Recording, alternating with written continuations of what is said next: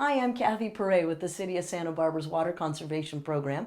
Today we're going to talk about the 3 major reasons why toilets leak. 20% of all toilets are actually leaking right now and you don't even know it. The first one is usually a flapper. You might see the water trickling in the bowl. You may hear a flush when you're the only one home. It's a ghost. It's a ghost flush. Easy to fix by changing the flapper with one that fits appropriately. The second leak, which is a silent type of a leak, is the water level in the back of the toilet tank. If you take the tank off, you look at where the water level is with the overflow tube. If you don't have an inch or at least a finger's digit between the top of the tube and the water, you can count on that water leaking down the tube and running all night. It's not one you're going to hear. And the third type of a leak is when the flapper stays up way too long and totally empties out the back of your tank, using way more water than the toilet is designed for. For the first leak we're going to test, it would be the flapper leak, when the water is going through the bottom of the tank and coming out in the bowl, going down the drain.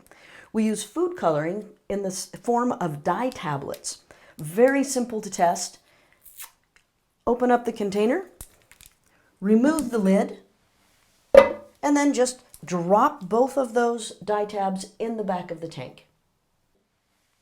And then we need to wait about 10 to 15 minutes. If there's any seepage of water in the flapper, that's that rubber flapper that comes up when you flush the handle, the blue from in the tank will come out in the bowl, and that'll be your idea that you need to change that flapper. It's about a $5 part. It can save you 150 gallons a day of leaking water. If you don't happen to have a package of dye tabs, you can either pick them up at the hardware store or you can use food coloring that's available at any of the grocery stores. If you look in the bowl after you've used the dye tabs and the water in the bowl is clear, you don't have a leak. If you open the bowl and you see blue, you may have just a little line of blue or it could be totally blue. That indicates that you have a leak and it's time to change that flapper. So we found we had blue, which meant we needed to replace our flapper.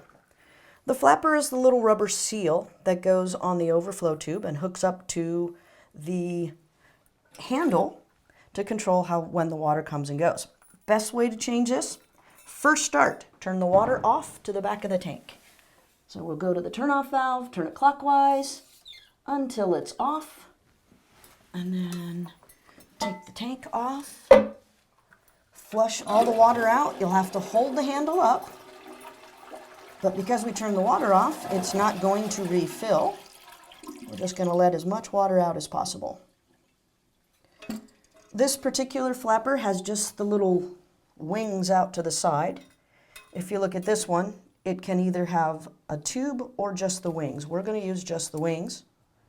So I'm going to cut off the tube, and that will dispose of. And then when we do this one, we'll pull this off the sides, off of one wing, off of 2 wings. We've now removed this. And check the rubber seal. A lot of times you'll see the rubber seal will be buckled, and that's part of the reason why the water is seeping. Then you remove it from the handle. We now have one retired flapper. The new flapper has these 2 little holes. They're going to go one around each wing, one on that side, one around on this side. Make sure it seals nicely. We hook it under here, hook it in the hole, and then now what we have is a flapper that goes up, comes back down. We're going to put the water on and make sure that it works appropriately. You always want to make sure after you've changed your flapper that you've used the toilet a few times, gotten rid of the blue, and you do the dye tabs one more time. Not every flapper fits every orifice. Sometimes they're very brand specific. And so if you have a specific brand toilet, you might need to buy the flapper that fits that one only and not use a universal flapper. The second leak that's very common is when the water level is too high over the overflow tube. So you need to remove the lid and actually take a look at where the water level is. I like, as a rule of thumb, to say that the water needs to be a finger's digit below the top of the overflow tube. If it's not, then you can release a little bit of water and use that C-clamp to lower the float valve, which dictates how high the water is going to be.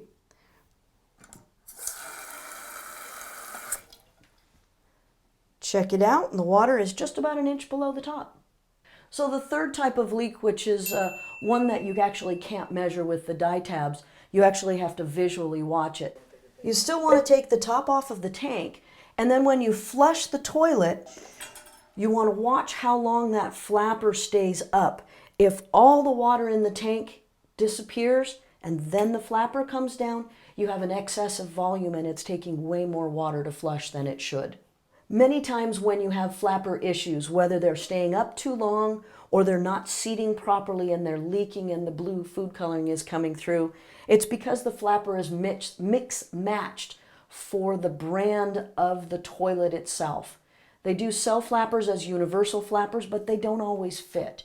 If you're finding that you put a flapper in, you recheck it with the dye tabs, it's still leaking, then you need to actually look and say, oh, wow, this is an American Standard, or it's a Toto, or it's a UPC toilet, and go to the hardware store in the plumbing section and buy a flapper specifically designed to fit that style toilet.